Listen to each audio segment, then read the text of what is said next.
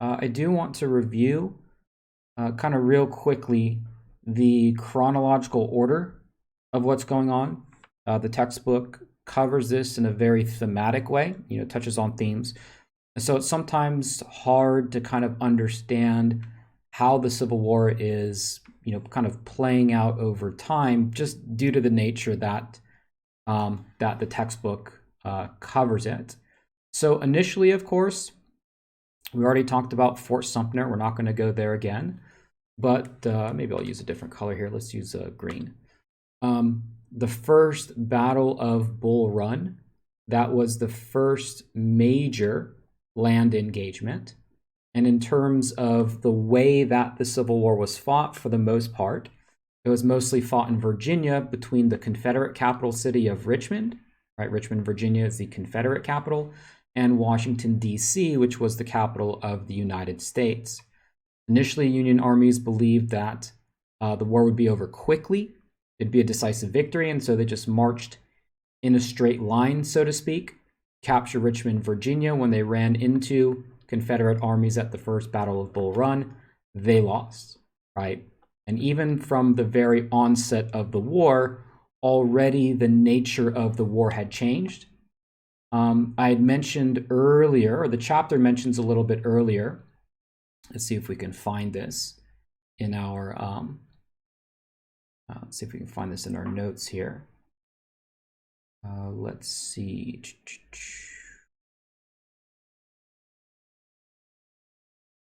I think I had mentioned kids' gloves. I don't know why my pictures aren't loading. But regardless, all right, here we go, right here. So we'd said that for the strategy of the war, the strategy was for the North to bring back the South, right? The South had seceded, and so therefore the North wanted to bring back the South.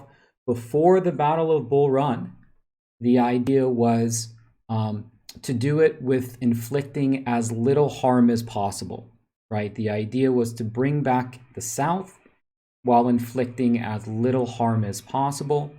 After the defeat at Bull Run, the Union took a much more, what you might say, it kind of took the war more seriously, right? As maybe a good way of putting it.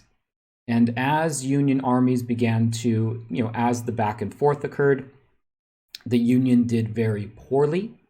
There were primarily two areas where the Civil War was fought.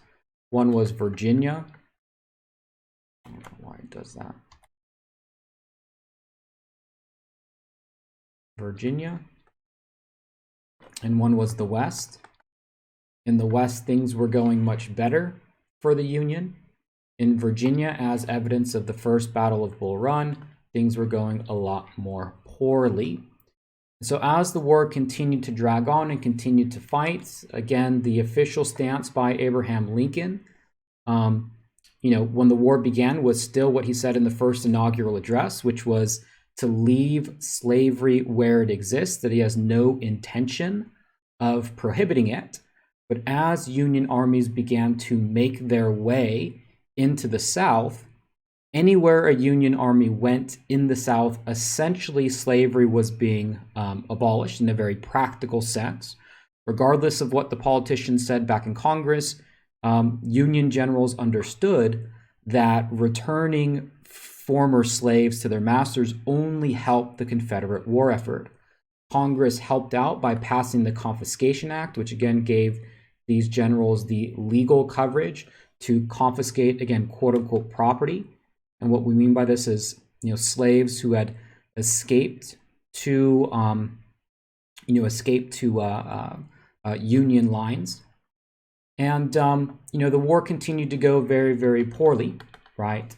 So much so that by this point, Abraham Lincoln is more or less willing and ready to eradicate or emancipate slavery in the South, but wants some sort of good news, right? We talked about how the Army of the Potomac failed in its Peninsula campaign, how Stonewall Jackson stalled Union forces at Shenandoah Valley, Robert E. Lee, the highest ranking Confederate general, successfully invaded Union territory in Maryland, and how at the Battle of Antietam, when the Confederates finally retreated, when the Union finally got some good news, that's when Abraham Lincoln unleashed the Emancipation Proclamation, emancipating slaves in the states that are in rebellion, right? And at that point, the nature of the war had significantly changed.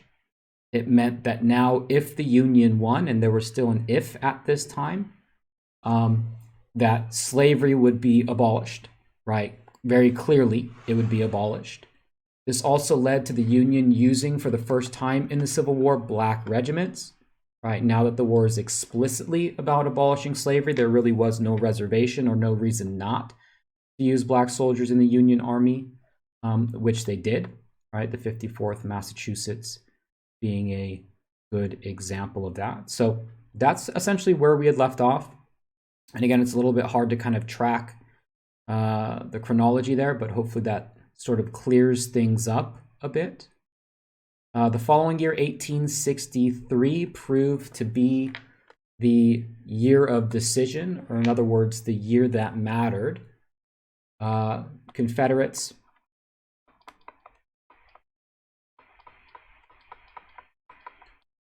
still had continued success on the battlefield.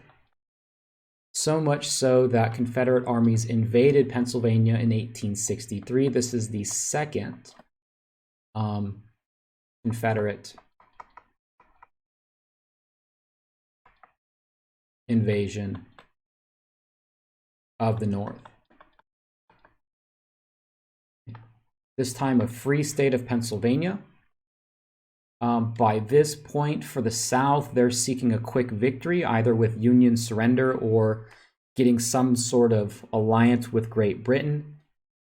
The Battle of Gettysburg was and is the most important battle of the Civil War. This was the turning point of the Civil War. It was a Union victory. Union victory. It marked the furthest north Confederate armies ever got, and also was the last invasion of Union territory. All right, so the Battle of Gettysburg, maybe one of the most important battles in all of American history. Once the North won that victory, it was no longer a question of whether the North would win. It would just, it was a matter of when and how. It was the furthest north that Confederate troops ever got, and it was the last time that Confederate troops ever stepped foot on Union territory. This map right here shows you a bird's eye view of the Battle of Gettysburg that took place in Pennsylvania. Union forces were in a defensive position.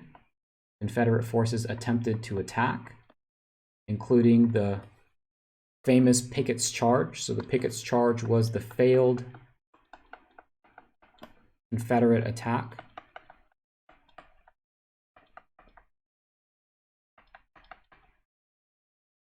at Gettysburg, typically credited with being the quote-unquote blunder of the battle, finally giving the Union a victory. And then at that point, after the Battle of Gettysburg, it was, the Confederate armies were worn down. At that point, there was no chance, or very little chance, of that any sort of alliance would be made with foreign powers. Each victory for the Union Army only made it more and more and more likely for the North to continue fighting on. Recall that one of the ways in which the South could potentially win was if Northerners gave up the cause. And the New York City draft riots were one prime example of that. If there were riots going on in every single city in the Union, that could potentially be reason for the North or the Union to give up on the cause, so to speak. But after 1863, because of Union victories, things only got worse for the Confederacy. By this point, Ulysses S. Grant is put in charge. Let's see if we can go ahead and find Grant. Ulysses S. Grant is put in charge of the Union Army in Virginia, right? Very confrontational, called or nicknamed the Butcher by his own soldiers or troops because of his willingness to somewhat recklessly attack. And in 1864 and 1865, it was, continued Union success. William Sherman, who you see right here,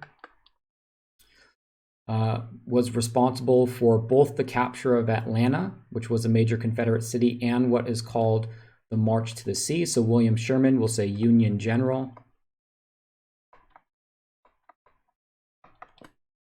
invaded the South,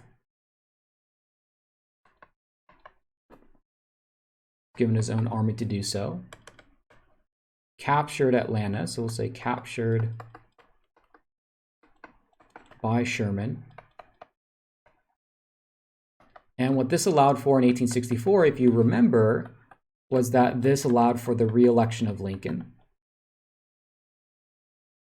At this point, that was the final nail in the coffin. Really, the only chance at some sort of negotiated peace was if Lincoln had lost that election to McClellan. When Atlanta was captured by Sherman, that was it. It was done. After the capture of Atlanta, Sherman went on his March to the Sea campaign. The March to the Sea was essentially the total destruction of the South. You can see some of the images here. Sherman said that he wanted to make the pain of the Civil War so severe on the South that they would never think about rebelling again. And so military and non-military structures were simply just destroyed, a lot of physical damage. Meanwhile, in Virginia, the Battle of the Wilderness was Grant